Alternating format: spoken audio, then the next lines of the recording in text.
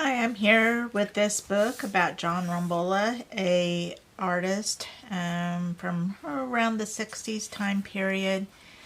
I thought I would do a book review on this, as in where I take ideas and make sketches and just kind of see what I can adapt and learn from a particular artist or a subject in a book, and carry that into my own artwork. So today I'm looking at this book.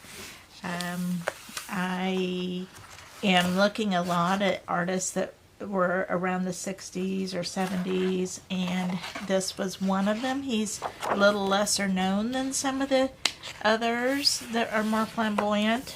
And so I'll hold this up so you can maybe see, in case you want to get this book, see the information. And I just thought I've already done a little bit of reading in here and highlighting. And basically he was a little bit more, like, he didn't seek the limelight as much as some of the artists of that time. We think of Andy Warhol and some of those really kind of more flamboyant and noticeable artists of the time. But one of the things I started here was, this says, all he ever wanted to do was indulge his curiosity and unleash his imagination. For him, it was just about the exploration of art himself. Apparently, he was, like many artists are, eccentric, but very inventive, and I think there could be a lot of fun things to look at here. So, apparently that's a picture of him. I'm just going to kind of flip through here real quick, and then I'm going to go back to some things that kind of intrigued me. And, like, look at this, just the line art in this, I think is really intriguing, how he made this cityscape just with all this mark making. And mark making is a important aspect to art making. And I think I see a lot of things that are very interesting in that, like in this border here. Also just this use of black and white and line art.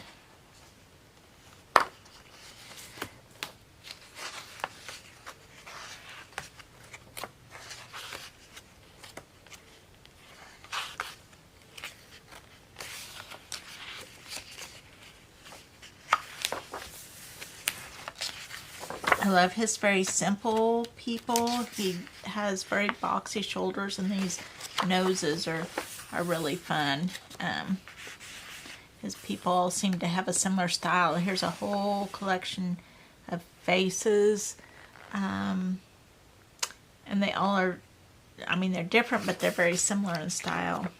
And here, look at all the lines here. He definitely makes use of line.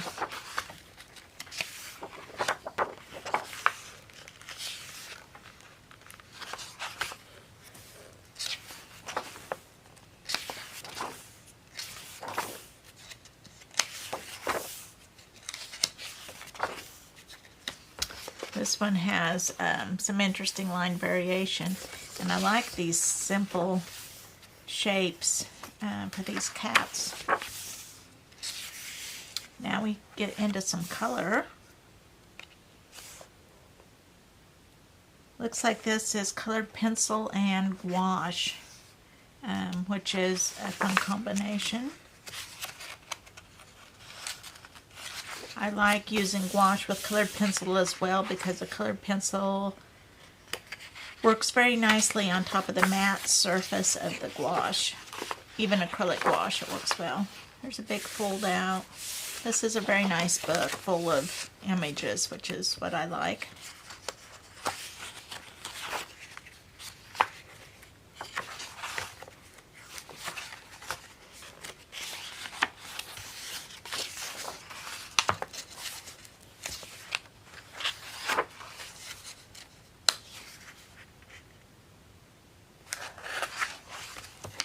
Oh, here we have some interesting collage work.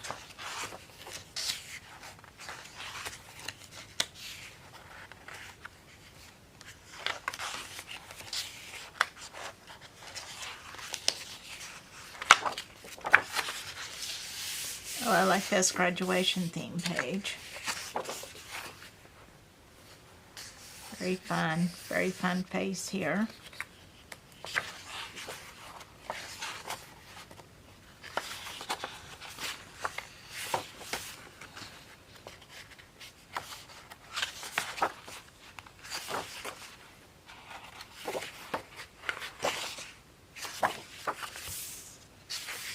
Look at this dog just made by these wavy lines.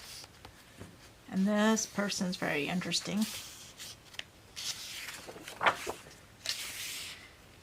Oh, I love these too. I'm going to be coming back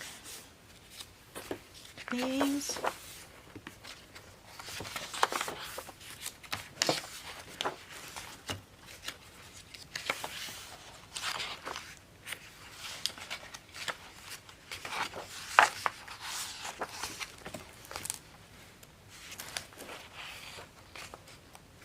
These dots, very interesting. And again, all these faces in the crowd, very interesting to look at in detail. Love this line work.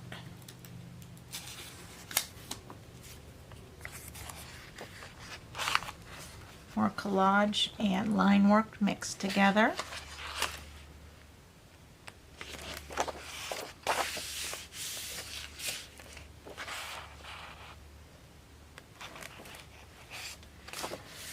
Oh, these vehicles are very interesting.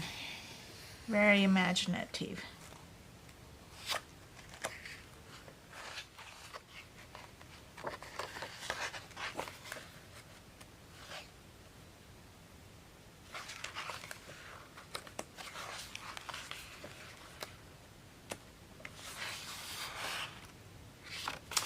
Oh, this is great. Just these different line works. I think I might get a variety of black pens to try looking at some of his styles. And even though he has several pieces in color, I think I might mostly focus on black and white. If I do decide to add color, looks like gouache and colored pencils would be a good way to go. And, or maybe markers even, combo markers maybe in there. So I'm going to go pick out some things I want to look at and be right back.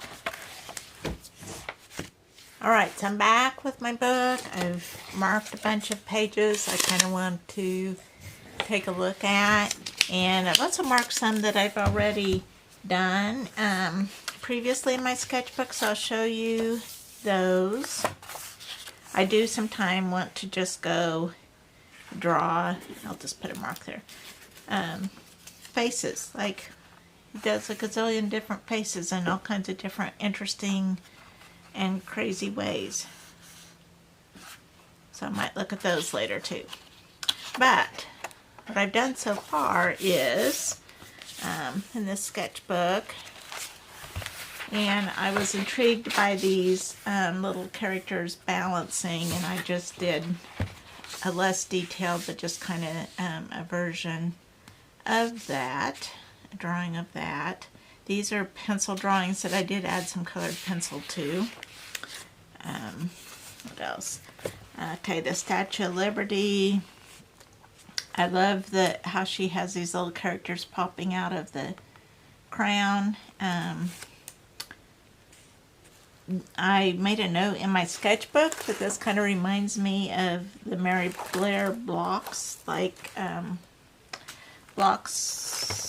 building blocks style to buildings. So I see a little bit of that influence possibly in there. I don't know who influenced who, but I believe she was in the 50s, so I would guess he could have been influenced by her. I know he was influenced by many artists, but I don't know specifically all who. I made a note here, the economy of line was one of his characteristics of his work.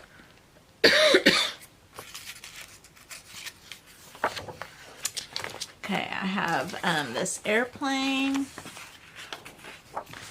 which I did just kind of mimic his simplified style. I do think I might go back, and if I did another, and make the windows bigger and put these spaces in here, because I think those are really interesting looking in and see it. I also brought to mind when Braniff used to have these painted airplanes, so I think I might go look into that a little bit too.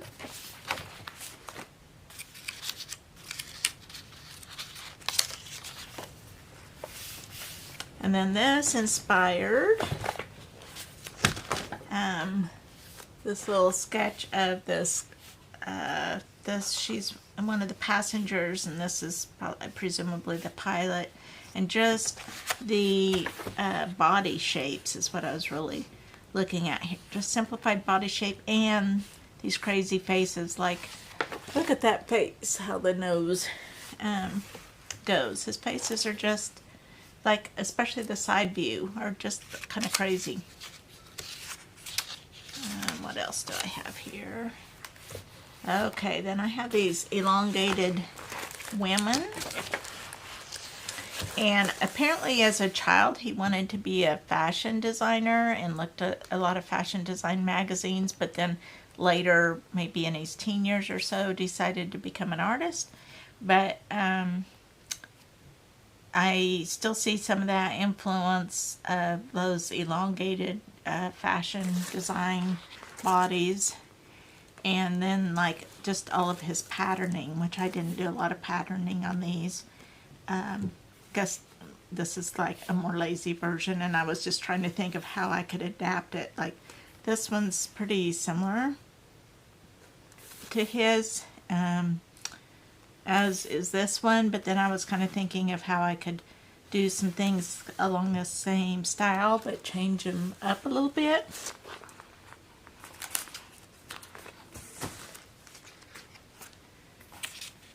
And then finally I have this one, which I made this as my own version. Some things I kind of kept some of the ideas like of this veil and just the general concept, but then I also changed up quite a few things too. So that's just an example of taking an idea and kind of how I can change it. So those are some things that I've already done previously in my sketchbook, looking at his work. But now I want to do a little bit more playing with his images, and I'll just let you follow along. So I think I'm going to put my sketchbook in the place of his book, but just know that I've got his sketchbook up overhead where I can see it, and I'm just going to do a little bit of playing with some of his other inspirations. So I'll probably fast forward through this, put on some music, and just let you watch along, but hopefully I'll pop back in later and take a look at what I did. Okay, I have here a variety of black pencils. This is a brush, or pens. This is a brush pen. This is a 05. This is a 03. This is a 08. And then I have some wider tipped pens. I do love this. Who is this by? Schneider. It's a 0.5, but it makes a nice thick line. And then I also have a bold 207 pen by Uniball Signo.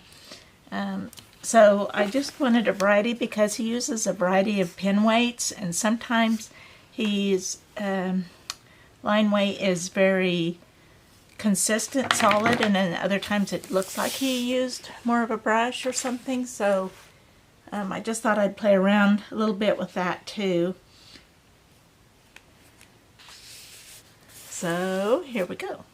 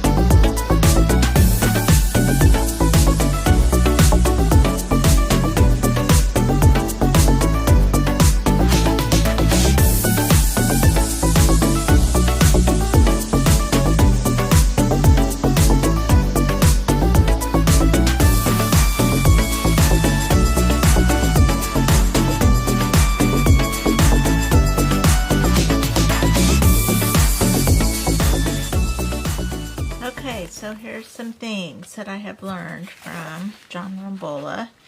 One is just a sense of playfulness. Just have fun with it and let go of preconceived ideas. I love his imagination and how things are drawn, like this hair or these buttons. His simplification of shapes. Another thing I really like is how his lines line up with each other, like this lines up with this face line, his nose going around into the eyebrow. Just the continuity of line work is very interesting in his work. So this was a piece similar to one he had done.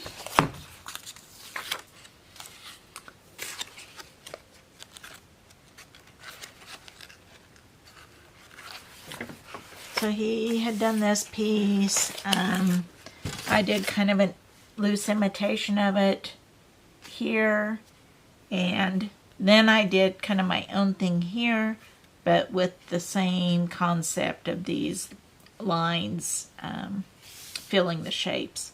So I think there's some possibility there, some things that will be fun to explore. So that's something I enjoyed. Also, I did a little bit in his. He had the same line weight, but it looks like perhaps it was done with a brush. So there were slight variations. I kind of played with putting this heavier border around the whole shape. I liked his, this is called Graduate's Goodbye, or at least a similar one that he did. Graduate's Goodbye here. He does have some color in here, which I did not include. I think this is very interesting though. This half the face, like this is how he draws a side view of a face. And so then that's also half of a frontal view of the face. So I think that's really interesting. It's also interesting he has a male and female sides in here. It's called the Graduate's Goodbye. I assume this is, a couple that's parting ways as they graduate. A lot of similar themes that from the other pieces, like the line work here. He has heavier line work. Look again, looks like it's done with a brush. It's not super even, and then thinner line work. So which is interesting. Here's my replication of that concept. Also did this little image that's similar to one he'd done of a future city. Really, it's just an interesting shape. I think that I could have a lot of fun with that. I kind of took that notion, made this little head character, kind of a combination of some of his different techniques in here. I think there's fun possibilities with that. I did my own little graduate here. I also looked at some of his lettering. He had had some rocket and space themed things, and I kind of looked at his lettering because he has it some heavy black and then outlined with these thinner lines, and I think that's not a totally new or unique, but I did enjoy his lettering, kind of wonky lettering there, and I think it could be used in a fun way also. So I'm sure I'll be doing more with John Rombola from this book as time goes on.